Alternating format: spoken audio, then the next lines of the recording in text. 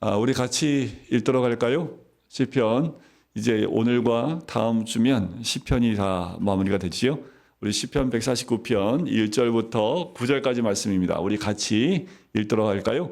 할렐루야. 새 노래로 여호와께 노래하며 성도의 모임 가운데에서 찬양할지어다. 이스라엘은 자기를 지으신 이로 말미암아 즐거워하며 시온의 주민은 그들의 왕으로 말미암아 즐거워할지어다. 춤추며 그의 이름을 찬양하며 소고와 수금으로 그를 찬양할지어다. 여호와께서는 자기 백성을 기뻐하시며 겸손한 자를 구원으로 아름답게 하심이로다. 성도들은 영광 중에 즐거워하며 그들의 침상에서 기쁨으로 노래할지어다. 그들의 입에는 하나님에 대한 찬양이 있고 그들의 손에는 두 날 가진 칼이 있도다. 이것으로 문 나라에 보수하며 민족들을 벌하며 그들의 왕들은 사슬로 그들의 귀인은 철고랑으로 결박하고 기록한 판결대로 그들에게 시행할지로다. 이런 영광은 그의 모든 성도에게 있도다. 할렐루야. 아멘. 여러분, 우리 모두 예수 그리스도 안에서 승리의 삶을 노래하며 사시기를 주님의 이름으로 간절히 축원드립니다. 우리는 이미 예수 그리스도 안에서 승리한 자들인 줄 믿습니다. 승리한 자들이 부르는 것이 찬양이지요. 오늘 본문에 나오는 것이 바로 그리스도 안에서 승리한 삶을 노래하는 그 찬양입니다. 특별히 이 149편도 하나님을 찬양하는 시편인데 특별히 하나님이 우리의 왕이심을 찬양하는 시가 149편의 말씀이지요.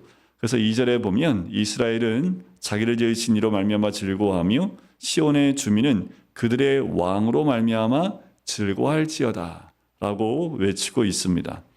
온 우주의 만물의 창조주이신 하나님이 우리의 왕이시라면 우리는 찬양하지 않을 수 없고 또 춤을 추며 기뻐하며 찬양할 수밖에 없지요.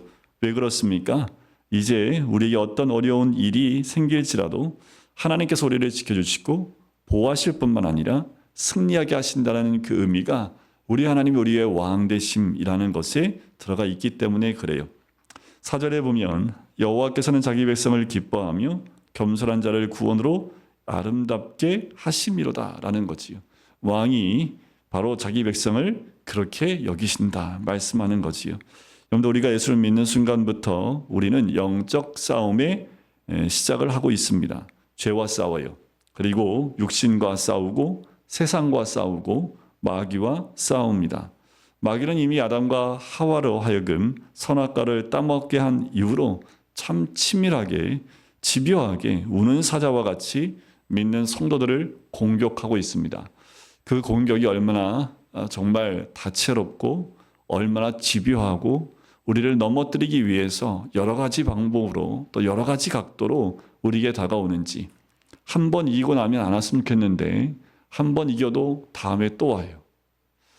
또 아프게 해요. 또 힘들게 합니다. 그 누구보다 우리의 연약한 부분들을 잘 알고 있기 때문에 그 약한 부분들을 치고 들어오지요. 우리의 육신의 연약함을 압니다. 우리의 마음의 약함을 알고 있기 때문에 그것을 공격하여 무너뜨리려고 한다는 거지요. 그 때문에 성도인 우리에게 온갖 시험과 고난이 있는 거지요. 이랬으면 좋겠어요. 우리 안에 이 사단의 어떠한 괴계도 이길 수 있는 힘이 있었으면 좋겠습니다. 근데 우리 안에는 그 힘이 없지요. 너무나 우리 연약합니다. 하지만 하나님께서 우리의 왕이 되시니 우리는 안전하며 승리하게 되는 거지요. 사도 바울은 우리의 이김은 예수 그리스도로 말미암아 하나님이 주신 것이다라고 고백을 합니다. 고린도전서 15장 57절에 보면 우리 주 예수 그리스도로 말미암아 우리에게 이김을 주시는 하나님께 감사하노니라고 고백을 해요. 용서만 아닙니다. 분명히 이김도 주신다고 했어요. 예수 그리스도를 통해서 우리의 죄가 용서되어진 것으로 머물러 있지 않고 우리에게 승리를 주신다라고 말씀한다라는 거지요. 그러므로 예수를 믿는 사람들에게 반드시 이런 고백과 분위기가 있어요. 뭐예요? 승리의 분위기요. 승리의 고백이 있습니다. 그것이 바로 기쁨과 감사와 용서와 사랑입니다. 그것이 모여진 것이 바로 찬양이지요. 하나님의 자녀는 어떤 환경에서도 하나님을 의지함으로 기뻐하고 노래하면서 평안히 잘 수 있는 거지요. 그래서 5절에 찬양이 나오는 겁니다. 성도들은 영광 중에 즐거워하며 그들의 침상에서 기쁨으로 노래할지어다라는 거지요. 그래서 믿음이 있는 자가 정말 무서운 것은 어떤 환경에도 그의 감정이 무너지지 않는 거지요. 늘 어떤 환경에도 하나님이 나의 왕이 되심을 믿음으로 고백하고 어떤 고난이 와도 어떤 시험이 와도 주님이 나와 함께 하심을 믿음으로 고백하며 그 평안함과 또 하나님이 주시는 기쁨에서 늘 벗어나지 않고 기쁨의 찬양을 드릴 수 있다라는 겁니다. 하나님의 왕이심을 믿는 성도들의 입에는 언제나 하나님께 드릴 찬양으로 가득합니다. 6절의 앞부분에 그 얘기를 하지요. 그들의 입에는 하나님에 대한 찬양이 있고라는 거예요. 그래서 혼자서도 찬양을 하고요. 공동체가 모여서도 찬양을 하는 겁니다.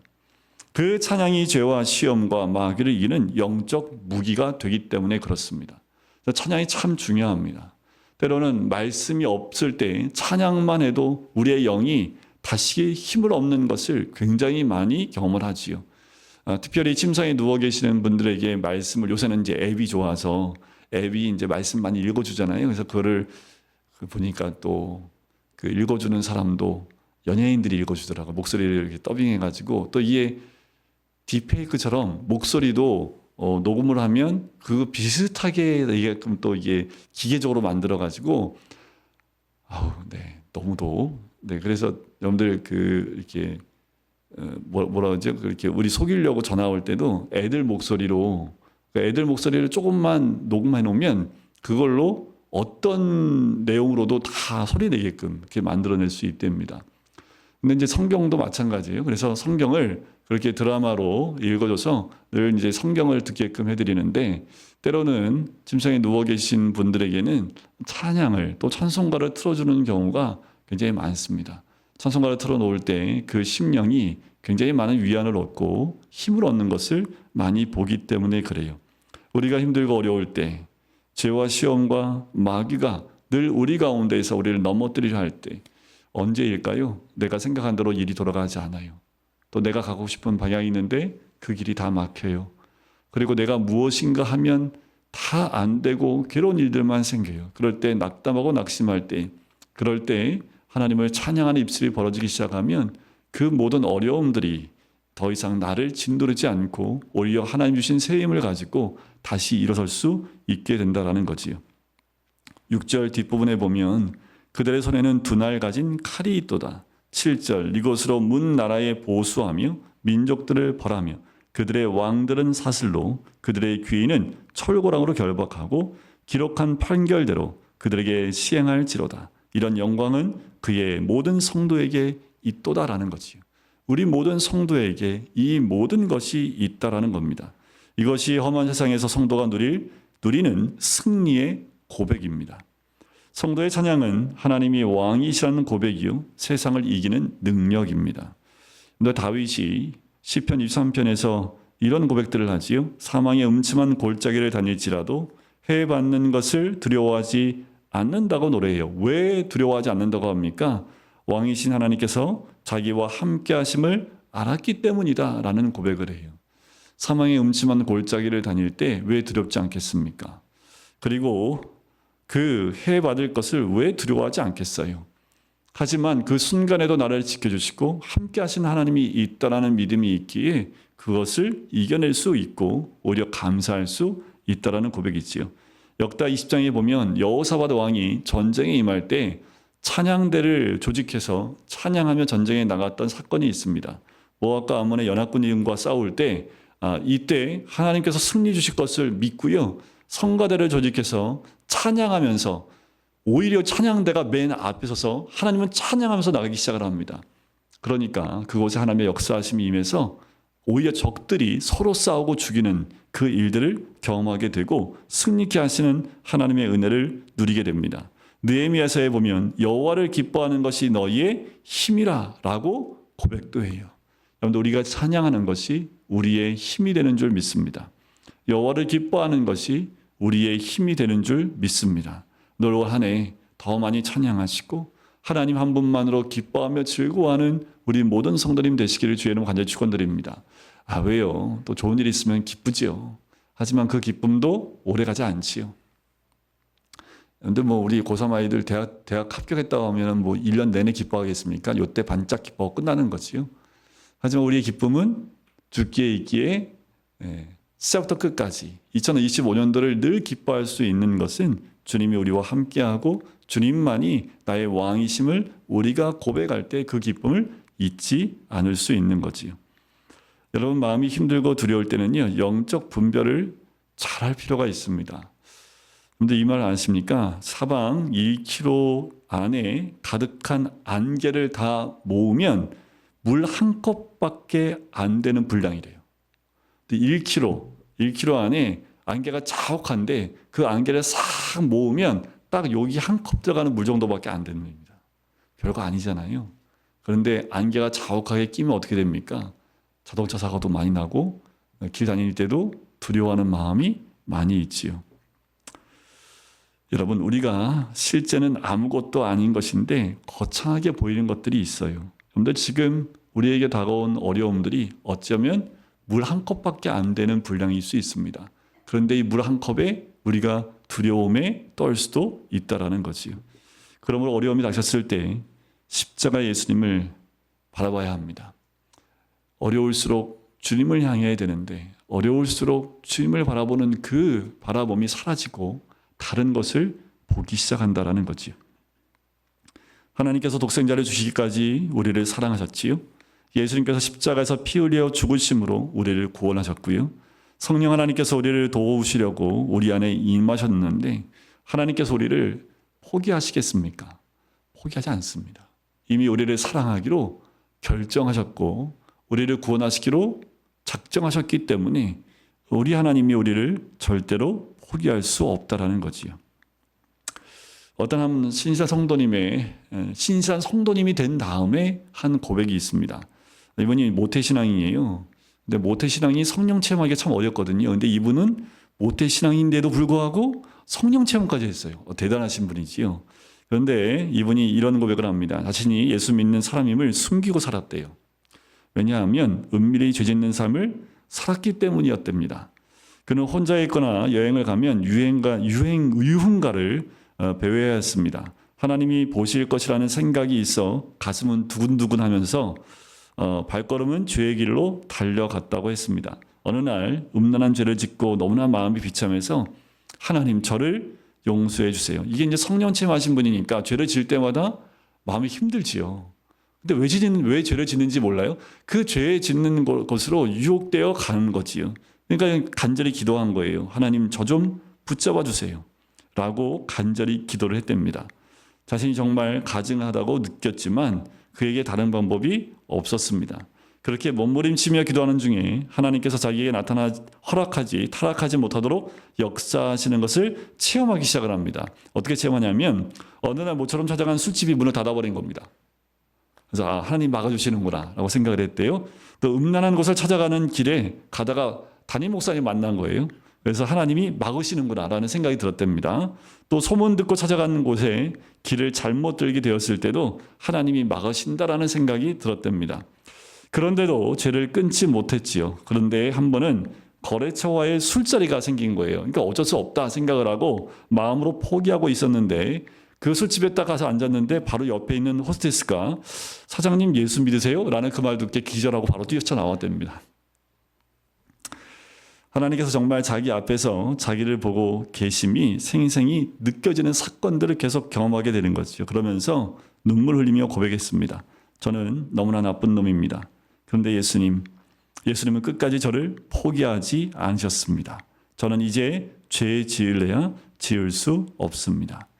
이런 고백을 하면서 주님이 함께 하심이 너무나 분명히 믿어진다라는 고백을 하게 됩니다. 여러분 진정으로 죄를 이기고 욕심을 이기고 세상을 이기고 마귀를 이기를 원하십니까? 정말 원하십니까? 그것이 분명해야 합니다. 정말 그것이 우리의 간절한 기도라면 우리 안에 거하시는 주 예수님께서 우리를 지키고 죄에서 이기게 하신다라는 거지요. 사도 바울은 우리가 어떤 자들인지 고백하니 하면 고린도서 4장 7절에 보면 우리가 이 보배를 질그릇에 가졌으니 라는 고백을 합니다. 이것은 왕을 모시고 사는 성도의 고백이지요.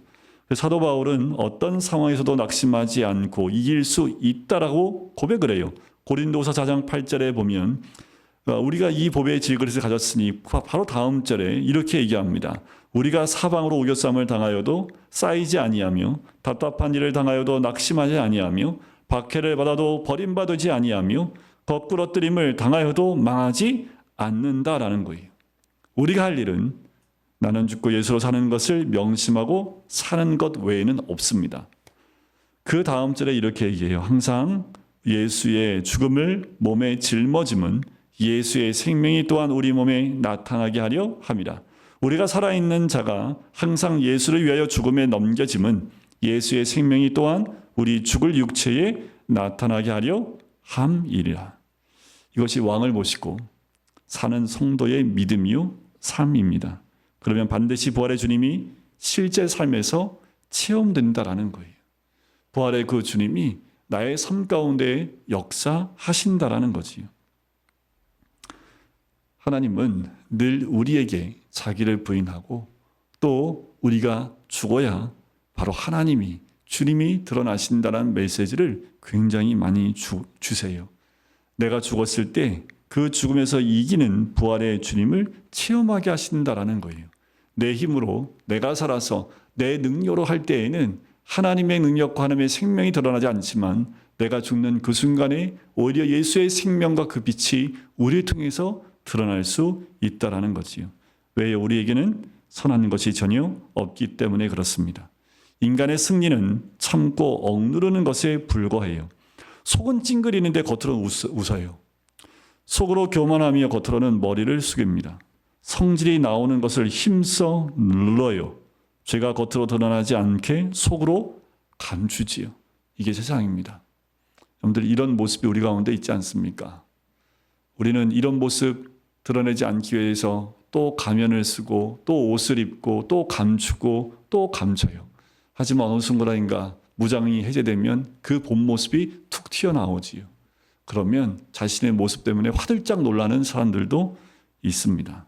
최근에 한 정치인의 그 웃는 모습을 보면서 네, 저럴 수도 있구나라는 생각이 머릿속을 스쳐가기도 했습니다. 이처럼 숨기고 감추고 억지로 참는 것이 예수님을 믿는 것이라면 예수 믿는 게 얼마나 힘들까요? 그런데 예수 믿으면서 참 안 그런 척하고 산다면 정말 힘들어요. 교회에서까지요. 그러나 예수님을 정말 믿는 자는요, 드러내고 또 드러냅니다. 죄의 종노릇 하던 옛사람은 십자가에 이미 죽었고 예수님이 나의 생명이요 나의 왕이심을 고백하는 것이 진정한 그리스도인의 모습이지요. 우리가 숨으면 안 돼요. 십자가 뒤에 숨는 것은 괜찮습니다. 십자가가 드러나니까요. 그런데 그 드러냄이, 그 숨음이 우리의 얼굴에, 때로는 우리의 모습에, 때로는 우리가 어떤 봉사하는 것이나 다른 그 어떤 것으로 그 뒤에 숨어버리게 되면 나의 원래의 모습이 드러나지 않기 때문에 예수의 생명보다는 내 자신의 모습이 드러날 때가 더 많다라는 거지요. 기독교가 다른 종교와 다른 점이 있습니다. 그것은 십자가의 속죄와 속죄의 은혜이고요. 바로 우리 안에 그리스도가 거하신다라는 것이 다른 것과 달라요. 그러면 이기는 삶을 살게 된다라는 것이지요. 우리는 이것이 우리의 찬양이 되어야 합니다. 노벨 수상 작가였던 펄벅의 어린 시절 이야기가 있습니다. 그의 부모님이 선교사였어요. 중국에. 한 번은 어머니 캐롤라인이 남편이 전도여행을 떠났을 때 자녀 3명과 함께 집에 머물러 있는데 저녁 무렵쯤에 중국 사람들이 모여서 이야기 시작합니다. 이 땅에 이렇게 가뭄이 심한 이유가 뭐냐 하면 저 코쟁이들 때문이다. 저들을 죽여야지 우리가 살 수 있다라는 말을 듣습니다. 그래서 이 어머니가 너무나 두려워서 세 자녀를 데리고 방으로 숨어요. 대책이 없죠. 골방에 가서 기도할 수밖에 없었습니다. 그런데 기도 중에 하나님이 이런 마음 주시는 거예요. 하나님이 지키신다라는 그 믿음이 들어오게 됩니다. 밤에 한밤중에 중국인들이 들이닥쳐요. 하지만 캐롤라인은 침착하게 그들을 맞이하면서 다과를 대접합니다. 그리고 아무 말 없이 침착하게 오르간 앞에 앉아서 중국어로 찬송을 부르기 시작합니다. 찬송이 끝날 때까지 방안이 조용했고요. 중국인들은 서로 얼굴 보면서 멋쩍어 하다가 한두 명씩 돌아가고 말았습니다. 왕이 함께 하심을 믿으면 두려움은 사라지고 그 가운데 주의 빛이 임하게 되는 거지요. 넬슨 만델라의 평전에 보면 감동적인 재판 이야기가 하나 나오는데 여기 나오는 피고가 있습니다. 백인 경찰관인데 반드브렉이라는 남아공의 백인 경찰관입니다. 이 사람은 자기 동료와 함께 18살 흑인 남자아이를 죽이게 됩니다. 증거를 없애기 위해서 불에 태워 죽여요. 또 그 소년의 집도 불태우면서 그 소년의 아버지도 불태워 죽입니다. 그런데 그 모습을 그 어머니가 직접 볼 수밖에 없게끔 만들어 버렸어요. 잡히게 됐고 이제 재판이 열리고 유죄가 선고된 다음에 판사가 남편과 아내를 잃어버린 그 부인에게 이런 질문을 해요. 법정이 반드브렉 씨에게 어떻게 해주기를 원하십니까? 라고 질문을 하니까 이 부인이 3가지 요구를 합니다. 첫 번째는 남편과 아들의 장례를 치르기 위해서 반드브렉 씨가 남편의 시신을 불태운 장소에 가서 그 죄를 모아 주었으면 좋겠습니다. 두 번째, 반드브렉 씨가 가족들을 전부 죽였지만 나는 그와 함께 나눌 사랑을 아직 가지고 있기에 한 달에 2번은 우리 집으로 와서 나와 함께 시간을 보내기를 원합니다. 그에게 엄마 노릇을 해주고 싶습니다. 세 번째, 그가 하나님의 용서를 받았다는 것과 나도 그를 용서한다는 사실을 기억했으면 좋겠습니다. 내가 그를 진심으로 용서했다는 사실을 그가 알게 하기 위해 그를 한번 안아봤으면 좋겠습니다. 이 말을 쭉 하고 있는데 법정 안에 누군가가 나 같은 죄인 살리신이라는 찬송가를 조용히 부르기 시작을 합니다. 많은 사람들이 그 노래를 부르면서 이 여인의 3가지의 고백을 다 들어요. 이 고백을 들으면서 반드브렉 씨는 졸도해버렸답니다. 그 감당할 수 없는 것 때문에 졸도하고 말았다고 그래요. 사람을 비참하게 죽였던 그도 그 상황을 도무지 감당할 수 없었던 거지. 말할 수 없는 역경 중에 우리가 찬양하면 사단은 화가 날 수밖에 없어요. 마귀가 더 어려움을 주었을 때 우리가 여전히 찬양하면 사단은 더욱 화가 날 것입니다.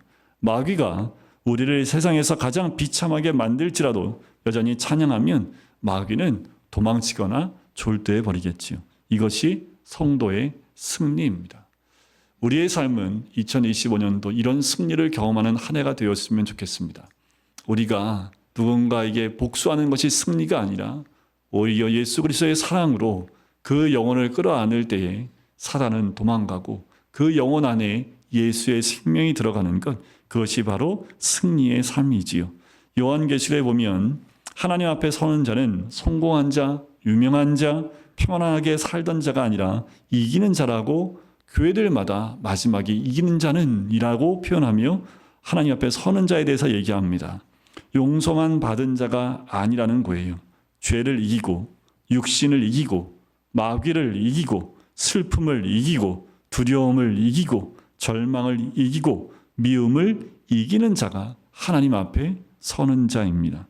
성도에겐 이기는 자의 분위기가 있어요. 그게 뭐라고요? 기쁨과 감사와 용서와 사랑이고 찬양입니다. 그런데 찬양할 때 가사와 그 음료를 통해서 하나님께 온 마음으로 경배할 때에 그것이 바로 우리를 승리케 하시는 힘이 될 뿐만 아니라 이미 승리함을 믿음으로 고백할 수 있지요. 어떤 분은 그래요. 나 힘들어 죽겠는데 기쁨의 찬양만 한다고. 슬퍼도 기쁨으로 찬양할 수 있는 것이 믿는 자의 특권이지요.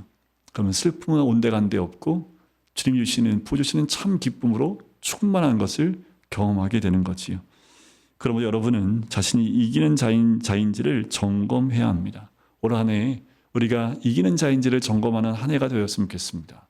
매일 정말 피 터지게 싸워서 패배자의 모습이 아니라 우리가 영적으로 승리해서 어떤 사단과 사탄이 우리에게 온다 할지라도 우리가 기쁨으로 승리하고 승리를 외치며 찬양하는 그 입술이 되어졌을 때 2025년도에는 우리를 통해서 생명은 빛이라는 이 말씀대로 그 생명이 우리 가운데 충만하게 임할 뿐만 아니라 예수 그리스도의 빛이 우리를 통해서 어두운 세상을 밝히게 될 줄 믿습니다. 어제하고 오늘 참 용산이 참 시끄러웠습니다. 지금도 시끄럽고 너무나 이 땅이 어두워지고 있다라는 생각이 들어요.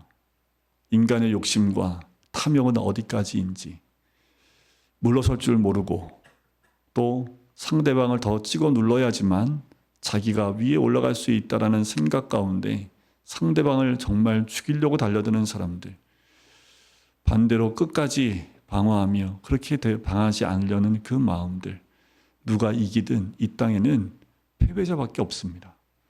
그것을 저들은 몰라요. 이 땅은 이미 패배의 모습 가운데 있습니다. 하지만 이 땅이 다시 승리의 자리로 올라설 수 있는 것은 믿음에 있는 사람들이 승리의 삶을, 이기는 그 믿음의 고백들, 이기는 삶을 다시 회복할 때 이 땅에 다시 한번 하나님의 은혜가 임하게 될 줄 믿습니다. 그런데 우리가 주님 안에서 회복하지 않으면 이 땅은 절대로 회복되지 않습니다. 이 땅의 나누어짐, 이 땅에 이렇게 분열되어짐, 이 모든 것들은 우리 믿는 자들이 주님 안에서 찬양과 이김의 그 분위기 가운데 하나님께 영광 되는 삶을 살지 못했기 때문에 그래요. 우리가 깨어서 다시 한번 2025년도 정말 승리하는 삶, 이기는 삶, 그래서 이기하시는 하나님을 찬양하는 그 찬양이 우리 가운데 충만하게 있기를 간절히 소원합니다.